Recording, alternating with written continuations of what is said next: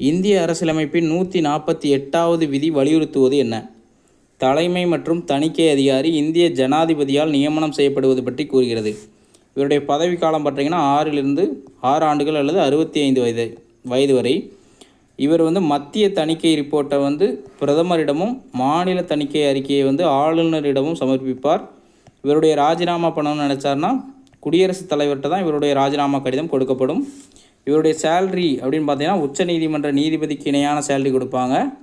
பாராளுமன்றத்தால் நிர்ணயிக்கப்படுகிறது. 2020 அந்த டைமில் 2.5 லட்ச ரூபாய் இவருடைய சம்பளம் அப்படின்னு நிர்ணயிக்கப்பட்டது. சரிங்களா?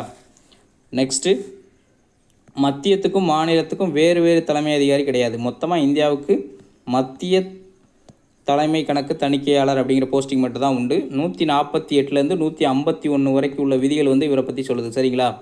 நெக்ஸ்ட்டு அம்பேத்கர் இந்த அமைப்பை பற்றி, அதாவது தலைமை தணிக்கையாளர், இது இம்பார்ட்டன்ஸ் எவ்வளோ இம்பார்ட்டன்ஸ் அப்படிங்கிறதுக்கு ஒரு கோட் சொல்லியிருப்பார். அது ரொம்ப முக்கியம்.